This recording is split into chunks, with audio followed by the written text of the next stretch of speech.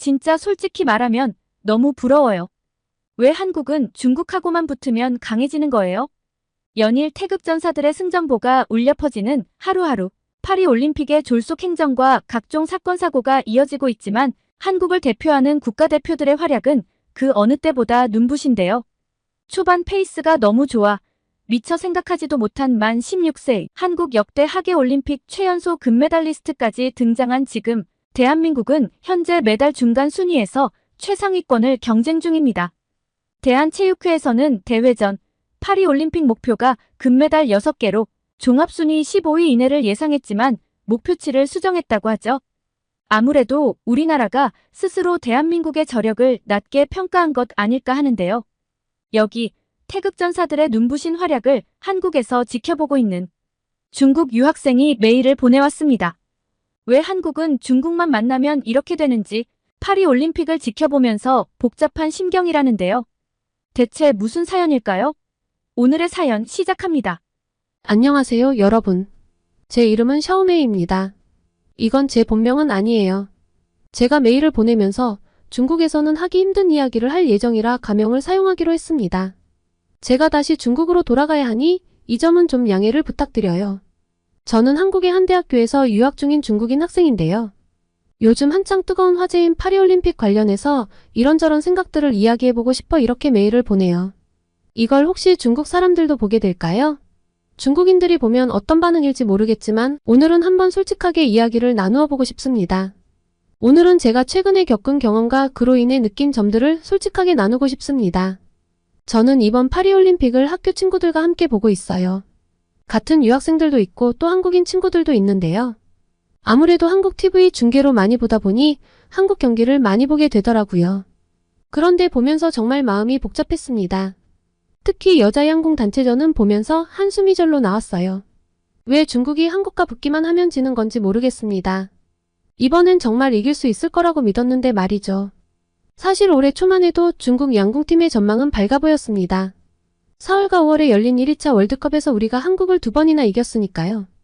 게다가 한국의 에이스 안산 선수가 대표팀에서 탈락했다는 소식도 들렸습니다. 이번엔 가능할지도 몰라라고 생각했죠. 하지만 결과는 또 한 번의 패배였습니다. 한국은 10연패를 달성했고 우리는 또다시 은메달에 그쳤습니다. 정말 이해가 되지 않았습니다. 어떻게 한 나라가 이렇게 오랫동안 한 종목을 독점할 수 있는 걸까요? 은메달만 5개째인 중국이라니 한국이 마치 거대한 장벽처럼 느껴졌습니다. 더 놀라운 건 한국 양궁팀의 선수층이었습니다. 직전 올림픽에서 금메달을 딴 선수들이 이번에는 출전조차 하지 못했으니 그만큼 경쟁이 치열하다는 뜻이겠죠. 공정하고 엄격한 한국의 선수 선발 과정이 있으니 어쩔 수 없나 싶긴 한데 중국도 인구가 많은 만큼 인재도 많고 실력이 꽤나 많이 올라왔는데 왜 결정적인 순간 흔들리는 건 항상 중국인지 너무 속상하기도 하고 한국이 부럽기도 하고 그렇네요. 하기사 임시현 선수가 랭킹 라운드에서 세계 신기록을 세울 때부터 뭔가 느낌은 좋지 않았어요. 그런데 그런 기록을 세워놓고 들뜨지도 않고 차분해서 경기 준비를 얼마나 열심히 했길래 저렇게 놀라지도 않나 했거든요. 사실 한국 선수들의 실력도 실력이지만 제일 무서운 건 한국 선수들의 정신력이에요. 그 근성과 끈기 해내고자 하는 의지. 이걸 한 단어로 표현할 수 있는 말이 있나 싶긴 한데 아직 제가 적절한 단어는 못 찾았습니다. 중국 매체들도 한국 보도를 할 때 늘 언급하는 게 한국 선수들의 집중력과 침착함이에요. 누구나 흔들리는 순간은 있잖아요. 저는 여기서 한국 친구들하고 지내면서도 느끼는데요. 이 친구들이 한국에서 공부를 잘하는 친구들이라 그런 것도 있겠지 싶긴 한데 뭔가 안 좋은 순간이 오면 중국 친구들은 남 탓을 하거나 환경 탓을 주로 하거든요. 너가 내게 이래서 이런 상황이니까 실패했어 라고 이야기를 하죠. 부끄럽지만 저도 그랬어요. 그런데 한국 친구들은 그냥 내가 부족해서 그래 더 해야지 라고 하면서 자기 탓을 하더라고요. 처음엔 이 친구가 정말 공부를 안 했나 보다, 노력을 안 했나 보다 했습니다. 그런데 보면 정말 시험 공부도 열심히 하고 엄청 노력하거든요. 그런데 결과를 받아들이는 자세가 너무 다른 거예요. 한국 양궁을 보며 이런 것들이 스쳐 지나가 마음이 좀 복잡했어요. 물론 한국 양궁의 성공에 있어 오랜 노하우, 그리고 현대자동차에서 개발한 슈팅 로봇 등 첨단 기술의 지원도 있겠지만 그것만으로는 설명할 수 없는 뭔가가 확실하게 있다는 것이 제 생각입니다. 남자 단체 양궁에서도 김재덕 선수는 벌이 손에 앉은 데다가 조준점 사이로 날아가며 슈팅을 방해하는데도 평정심을 잃지 않고 10점을 쏘는 걸 보며 그 생각은 이제 확신이 되었어요. 한국인들이 가지고 있는 그 독특한 정신이라고 해야 할까요? 마인드라고 해야 할까요? 그걸 중국 사람들이 흡수할 수 있다면 우리 중국 대표팀도 엄청나게 성장할 것 같긴 한데 저도 그렇지만 이게 문화 차이도 있는 건지 단순히 한국에 있다고 다 내 것이 되는 건 아닌 느낌입니다. 양국만 봐도 우리 중국 대표팀도 한국인 감독님인 권용학 감독님이 이끌고 계시잖아요. 하지만 한국과 같은 한국인 감독인데도 다 배우기는 어려웠던 것 같아요. 인도 양궁이 엄청나게 발전하다가 한국 감독님이 빠진 이번 경기부터 우르르 무너져서 존재감이 거의 먼지에 가까운 걸 생각하면 한국인들이 가지고 있는 정신적인 영향력이 꽤 큰 건 확실하다고 보입니다. 그런데 왜 중국은 결정적인 순간에 질까요? 이걸 가지고 중국의 익명 커뮤니티에서 자기들끼리 이것저것 이야기를 하길래 저도 한국 양궁의 성공 비결을 알아보려고 이것저것 찾아봤습니다. 놀랍게도 한국은 현대자동차에서 슈팅 로봇까지 개발해서 선수들을 지원했네요. 사람이 아니라 로봇하고 경쟁을 해서 이길 때까지 연습을 하란 건가 하고 중얼거렸는데 이 정도로 첨단 기술을 결합해서 할 수 있는 모든 상황을 만들어 연습시켜주고 또 선수들이 맘 편히 운동에 집중할 수 있게 전폭적인 지원을 해준 것이 한국 양궁의 성공 비결 중 하나인 것 같다고 댓글을 달았습니다. 그런데 다들 하나같이 하는 이야기가 기술적인 지원만으로는 설명할 수 없는 뭔가가 있다는 거예요. 꼭 한국에 와서 살아보지 않아도 알 사람은 알고 있구나 싶었죠. 이걸 중국 선수들도 느껴서 이미 귀에 눌린 걸까요? 한국인들의 그 독특한 정신력이라고 해야 할까요? 마인드라고 해야 할까요? 중국의 에이스 리지아만 선수의 말에 의하면 한국 선수들이 화살을 당길 때 얼굴에 긴장한 기색이 전혀 없었다고 해요. 그 모습을 보고 오늘 우리가 이길 수 없는 상대를 만났다는 걸 직감했다고 하더라고요. 40년 올림픽 결승전 무패 기록이 그냥 쓰여진 게 아니라는 걸 뼈저리게 느꼈다는 말에 저도 깊이 공감했어요. 40년간 한 번도 금메달을 내주지 않았다는 건 단순한 우연이 아니라 이미 정신적으로 우위에 서 있기 때문에 가능한 것 같습니다. 제가 이렇게 생각을 글로 정리하면서 서서히 깨닫게 되네요. 그래도 참 신기한 건 한국에 와서 보니 양궁이 그렇게 인기 있는 대중적인 스포츠가 아니라는 점입니다. 저는 한국에 오기 전까지는 한국 양궁이 중국의 탁구 느낌이라 중국 사람들이 탁구를 많이 치는 것처럼 한국 사람들은 활을 다들 많이 쏘는 줄 알았어요. 그런데 아니더라고요. 제가 보기에 한국 사람들은 축구나 야구를 훨씬 좋아하는 것 같은데 한국 사람들은 왜 이렇게 다양한 종목에서 천재가 뚝뚝 떨어지는 느낌일까요? 스포츠가 다양하게 발달하지 않은 나라인 것 같은데 왜 이렇게 다양한 종목에서 뛰어난 사람들이 튀어나오는지 궁금합니다. 특히 양궁은 생활 스포츠도 아닌데 말이죠. 이걸 가지고 일본에서 온 친구랑도 이야기를 해봤는데 그 친구도 엄청 분하다고 하더라고요. 인구수로 따지면 한국이 제일 꼴등인데 왜 매번 한국인이 갑자기 나타나서 뿅 하고 1등을 가져가 버리는 건지 모르겠다고요. 체육뿐만 아니라 음악도 그렇고 이상하게 한국과 붙으면 죽어라 노력한 게 허무해지는 느낌이라나요. 솔직히 말하면 처음에는 한국 선수들을 이기지 못해 속이 상했습니다. 하지만 이제는 그들의 실력과 정신력을 인정하게 되었죠. 어쩌면 우리가 한국에 자주 지는 것도 그들에게 배울 점이 아직 많다는 뜻일지도 모르겠습니다. 아니 많죠. 일본 친구는 엄청 투덜대던데 저도 처음엔 인정하기 싫었어요. 이렇게 유학을 왔지만 전 처음에 한국에 대한 편견이 좀 강했거든요. 편견이라기보다는 다 아는데 내가 스스로 인정하기 싫은 느낌이랄까요? 이렇게 좀 이중적인 마음이었던 데에는 인터넷에서 본 댓글 탓도 있던 것 같습니다. 한국 사람들은 고기와 수박을 제대로 못 먹는다. 빈부격차가 엄청 심하다는 등의 말들이요. 심지어 한국 유학을 준비하면서 어머니는 너 고기도 제대로 못 먹고 그러면 어떻게 하니? 하면서 제게 한국에서 먹을 게 부족하거나 부실하면 바로 연락하라고 신신당부를 하셨습니다. 바로 국제 택배로 통조림이든 뭐든 붙여주시겠다고요. 지금 엄청 황당하시죠? 당연히 엄마는 그런 택배를 보낼 일이 없었어요. 어머니께서 잘 믿지 못하시길래 제가 오죽하면 마트에 가서 영상통화까지 했겠어요. 아, 물론 한우는 비싸요. 그런데 뭐 꼭 한우를 먹어야 하는 건 아니니까요. 다른 육류는 충분히 먹을 만한 가격대이고 해산물도 풍부했어요. 제 한국 친구들 보면 정말 잘 먹어요. 오늘은 오징어, 내일은 광어, 모레는 소고기. 다양한 음식을 즐기는 모습을 보면서 한국인이 고기를 못 먹는다는 말이 얼마나 황당한 소리인지 알게 됐는데 그때 생각을 하면 아직도 얼굴이 화끈거립니다. 그런데 그보다 놀라운 건 한국의 교육 수준이었어요. 한글이 배우기 쉬워서 그런지 문맹률이 거의 없다고 해요. 조선의 위대한 왕이 만든 한글 덕분에 한국은 세계에서 가장 문맹이 없는 나라가 되었다고 하더라고요. 반면 중국은 한때 문맹률이 80%에 달했으니 정말 큰 차이죠. 그래서 그럴까요? 사실 부모님이 꽤 돈을 잘 버셔서 저희는 중국에서 꽤 잘 사는 편임에도 불구하고 한국 사람들의 생활 수준이 전반적으로 더 높아 보였어요. 그리고 무엇보다 다들 깔끔하고 예의를 지켜주는 모습이 인상적이었습니다. 아마도 높은 교육 수준 덕분이 아닐까 합니다. 제가 이런 이야기를 하려고 익명으로 메일을 쓴 거기도 해요. 올림픽에서 누가 이기고 지고 이런 것도 흥미로운 관심사이지만 저는 그 뒤에 숨은 한국인들 특유의 마인드, 정신력 이런 것들을 더 많이 느꼈거든요. 그런데 중국에서는 이런 이야기를 대놓고 하기가 어려워요. 이런 이야기를 제 개인 SNS에 대놓고 하면 아마 전 댓글 테러와 신상정보 공개로 나만 할 수가 없을 거예요. 인정할 건 그냥 인정하고 배울 건 배우고 성장할 수 있는 부분은 성장하면 좋을 텐데. 이게 아까 제가 말한 인정하고 받아들이느냐, 주의 탓을 하느냐의 차이 같습니다. 이번에 금메달을 딴 오상욱 선수 역시도 배울 점이 너무나 많죠. 사실 전 처음에 그의 잘생긴 외모 때문에 관심을 가졌어요. 큰 키, 다부진 체격, 조각 같은 얼굴까지 제가 좋아하는 드라마 속 한국 남성들보다 더 연예인 같은 얼굴인데 이 사람이 진짜 운동선수 맞냐고 한국 친구들에게 몇 번이나 물어봤는지 몰라요.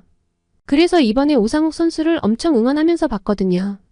단순히 그냥 얼굴만 보고 끼아하며 좋아한 느낌이라 좀 부끄럽긴 한데 이해해주세요. 잘생기긴 잘생겼잖아요. 하지만 경기를 지켜보다 보니 그의 실력과 인성을 알게 되어 더 큰 감동을 받았습니다. 오상욱 선수가 결승전에서 보여준 페어플레이 정신에 한 번 더 반해버렸거든요. 상대 선수가 넘어졌을 때 그를 공격하는 대신 일으켜 세워준 모습에 제 심장이 얼마나 흔들렸는지 몰라요. 심지어 경기 시작 신호를 못 들은 상대 선수에게 경기가 시작됐다고 알려주는데 중국 커뮤니티 댓글은 폭발했습니다. 중국에서 이 소식을 전하는 캐스터들도 제가 정말 놀라운 장면을 보았습니다. 오상욱 선수의 행동이 얼마나 굉장한 일인지 말로 표현할 수 없습니다. 오상욱 선수는 올림픽 정신 그 자체였습니다. 라며 감탄하는데 다 반해버렸다 싶었죠. 게다가 키도 크고 잘생겨서 지금 중국에서는 오상욱 선수 팬클럽이 만들어지려고 합니다. 벌써부터 사람들이 인터넷에서 모이고 있어요. 결국 이렇게 다들 한국에 관심도 많고 한국 좋은 것도 알고 한국 사람들 좋은 것도 아는데 왜 대체 이렇게 댓글에서는 다른 이야기들을 해대고 있을까요? 제가 유학을 온 지 이제 1년째거든요. 지금이야 이제 다 적응했고 너무 편하지만 댓글에서 하도 다른 이야기들을 해대는 통에 처음 서울에 도착했을 땐 좀 힘들었어요. 아까 말했던 고기 이런 거 말고도 솔직히 말해서 좀 당황스러웠어요. 중국에서 들었던 한국의 이미지와는 많이 달랐거든요. 저도 베이징 출신이라 대도시에는 익숙한데 서울은 또 다른 느낌이었습니다. 베이징도 꽤 깨끗하게 유지하고 있거든요. 한국에서 중국의 이미지가 좀 더럽고 정신없고 그런 것 같더라고요. 변명을 하자면 예전엔 좀 지저분하기도 하고 그랬는데 요샌 안 그렇거든요. 특히 공항 이런 데는 엄청 관리해요. 그런데 서울과의 차이는 바로 사람이었어요. 지하철역에서 뭔가를 먹던 사람들이 쓰레기를 함부로 버리지 않고 꼭 쓰레기통을 찾아버리더군요. 이런 시민의식이 도시를 깨끗하게 만드는 비결 같았습니다.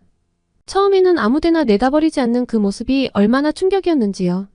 특히 인상 깊었던 건 한 달 가까이 지내면서 신발을 한 번도 닦지 않았는데도 신발 표면에 먼지가 쌓이지 않았다는 점입니다. 베이징에서는 상상할 수 없는 일이죠. 한국 미세먼지 이야기를 하던데 사실 전 잘 못 느끼겠더라고요. 게다가 서울의 자동차들도 깔끔했죠. 베이징 거리의 자동차들이 먼지를 뒤집어 쓴 것에 비하면 서울 거리의 차들은 금방 세차한 것 같았어요. 그뿐인가요? 식당에 가면 음식이 정말 깔끔하고 위생적이에요. 고급 음식점뿐만 아니라 일반 식당도 깨끗하게 정돈되어 있으니까요. 길거리 음식도 마찬가지예요. 튀김 노점 옆에서조차 쓰레기나 오물이 보이지 않았어요. 한국 사람들은 빈부와 관계없이 공중위생에 대한 공동의 사명감을 가지고 있는 것 같았습니다. 그래서 그런지 저 사실 한국에 와서 튀김을 많이 먹게 됐어요. 중국 사람들은 튀김을 많이 먹는다고 알고 계시던데 전 중국에서 튀김을 먹으면 여드름이 올라와서 먹지 않았거든요. 몸매 관리도 해야 하고요. 그런데 한국에서는 똑같은 튀김인데 덜 기름지고 여드름이 안 나더라고요. 한국 사람들이 옷을 잘 입어서 저도 예쁜 옷을 입고 패션을 좀 따라가려면 몸무게 관리를 해야 하는데 한국에 와서 완전 식욕이 돌아서 큰일입니다. 아주 솔직히 물가가 베이징보다 훨씬 비싼 것, 그리고 음식이 맛있어서 입맛이 도는 것만 빼면 전 정말 한국이 좋아요. 노점에서 파는 간단한 튀김도 중국보다 훨씬 비싸서 조금 놀라긴 했는데 그만큼 품질이 좋아서 이해는 돼요. 한국은 비싼 만큼 비싼 값을 하니까요. 밤늦게 돌아다녀도 안전하고 가짜 물건이나 음식에 대한 걱정도 없고 차들이 보행자를 우선으로 배려고 있어 이런 면으로도 안전하죠. 베이징에서는 보행자가 차를 조심해야 하는데 서울에서는 차들이 보행자를 먼저 배려하더라고요. 신호도 잘 지키고 무단횡단하는 사람도 거의 없었습니다. 제가 한국으로 올 때 부모님께서 엄청나게 걱정하셨는데 정말 쓸데없는 일이었어요. 1년 남짓 한국 생활을 하면서 가장 크게 느낀 건 작은 것 하나하나에 신경 쓰는 한국인들의 섬세함이었습니다. 거리의 청결함부터 시작해서 음식의 맛, 서비스의 질까지 모든 면에서 한국인들의 꼼꼼함을 느낄 수 있었는데요. 특히 학교 기숙사의 시설에 놀랐습니다.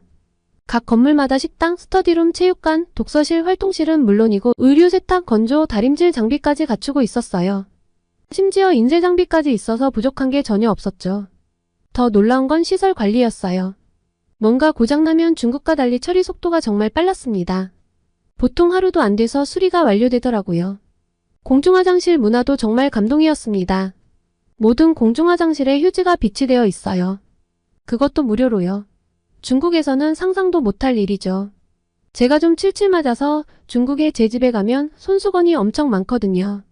하도 흘리고 다니니까 어머니께서 늘 챙겨주셨는데 이번에 한국으로 오면서도 손수건을 많이 챙겨주셨어요. 그런데 한국과 관련해서 어머니께서 하신 걱정은 하나같이 별 의미가 없네요. 핸드타월과 휴지가 이렇게 잘 갖춰져 있는데 손수건을 잊어버릴 일이 없잖아요. 게다가 화장실이 중국보다 훨씬 깨끗해서 놀랐는데요. 심지어 화장 거울까지 있어서 남녀노소 할 것 없이 거울 앞에서 화장을 하고 옷을 다듬는 모습을 볼 수 있었죠.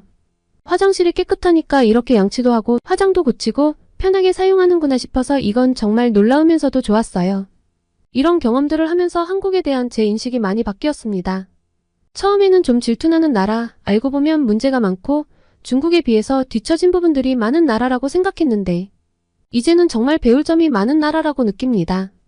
특히 시민의식과 공공질서, 그리고 어떤 문제를 대하는 태도에 있어서는 중국 사람들도 생각을 좀 바꿨으면 좋겠어요. 이번 올림픽을 보면서 제가 다시 느끼게 된 걸 익명 커뮤니티를 보면 다들 느끼고 있는 것 같긴 한데 중국 사람들 전체가 다 바뀌기는 어렵겠죠? 한 나라의 발전은 단순히 경제적인 성장만으로는 이루어질 수 없다는 걸 참 많이 깨닫는 요즘인데요. 단순히 겉보기로만 발전하는 것이 아니라 시민들의 의식 수준, 사회 시스템, 그리고 세세한 부분까지 신경 쓰는 문화가 함께 발전해야 진정한 선진국이 될 수 있고 또 이런 정신적인 부분이 발전이 되어야 사회 전반뿐만 아니라 스포츠, 예술 등의 문화에도 좋은 영향을 끼쳐서 다 같이 발전할 수 있다고 보여요. 물론 한국이라고 모든 게 완벽한 건 아니겠지만 적어도 제가 경험한 한국은 정말 살기 좋은 나라 같아요. 앞으로 남은 유학생활 동안 한국의 좋은 점들을 더 많이 배우고 싶습니다. 그리고 언젠가 중국으로 돌아가면 이곳에서 배운 것들을 우리 사회에도 적용해볼 수 있었으면 좋겠네요. 개인적으로 제 인생관이 많이 바뀌게 된 나라라 처음에는 그저 유학생활을 잠깐 하다 돌아갈 생각이었는데 이제는 한국에 더 오래 머물고 싶은 마음이 들어서 최대한 오래 머물러 보고 싶긴 하지만요. 실은 졸업 후에도 한국에서 취업을 하고 싶은 마음이 커져서 이것저것 알아보는데요. 현실적인 어려움도 있어요. 비자 문제도 있고 또 요즘 한중 관계가 예전만큼 좋지 않아서 중국인에 대한 인식이 안 좋아진 것 같아 걱정됩니다. 졸업하는 시점에 저처럼 한국어와 중국어를 다 하는 사람들에 대한 수요가 얼마나 있을 것인가 하는 고민도 있고요. 실제로 한국에 유학을 왔던 중국인 친구들, 선배들 중에서 한국 회사 취업에 성공한 경우가 많지 않아요. 또 능력이 출중해도 언어나 문화적 차이 때문에 어려움을 겪는 경우가 많다고 합니다. 이런 얘기를 들을 때마다 제 꿈이 너무 비현실적인 건 아닌가 하는 생각이 들기도 해요. 그래도 포기하고 싶지는 않습니다. 한국에서 배운 것들, 경험한 것들이 제 인생의 큰 자산이 될 거라고 믿기 때문이에요. 만약 한국에서의 취업이 어렵다면 중국으로 돌아가서 한국 관련 일을 하는 것도 좋은 대안이 될 수 있을 것 같고요. 한국 문화와 언어를 잘 아는 사람에 대한 수요가 중국에서도 여전히 많으니까요. 한국인 특유의 어떤 일을 하든 최선을 다하는 모습, 그리고 끊임없이 자기 개발을 하는 자세를 보면서 저도 많은 자극을 받았습니다. 이런 문화 속에서 일하고 성장하고 싶다는 생각은 굴뚝 같지만 여의치 않다면 중국에 돌아가서라도 한국과의 연을 계속 이어가 보고 싶네요. 올림픽을 이야기하다가 이렇게 한국에 대한 이야기까지 다 이야기해봤는데요. 사실 부모님께도 이렇게 솔직하게 이야기를 못 해봤어요. 부모님께서 열성 공산당원이셔서요. 다 털어놓으니까 속이 시원하기도 하고 기분이 묘하기도 하네요. 마치 짝사랑하는 사람에게 고백한 느낌이랄까요? 앞으로의 길이 쉽지는 않겠지만 이 모든 경험이 제 인생의 큰 자산이 될 거라고 믿습니다. 한국에서 보낸 시간, 만난 사람들, 배운 것들. 이 모든 것이 제 미래를 만들어가는 소중한 밑거름이 될 거예요. 어떤 선택을 하든 후회 없는 삶을 살아보려고 합니다. 앞으로 또 올림픽에서 중국과 한국이 맞붙는 일은 없이 중국과 한국 모두 올림픽에서 좋은 성과를 냈으면 좋겠네요. 날씨가 많이 더운데 다들 건강한 여름 보내세요. 오늘은 한국에서 파리올림픽을 지켜보며 한국과 한국인에 대한 생각을 솔직하게 이야기하고 싶었던 중국인 유학생의 사연을 소개해드렸습니다. 오늘의 사연이 마음에 드셨다면 구독과 좋아요를 눌러주세요. 여러분의 구독과 좋아요는 계속해서 좋은 사연을 소개할 수 있는 힘이 됩니다. 이상 감동저장소였습니다.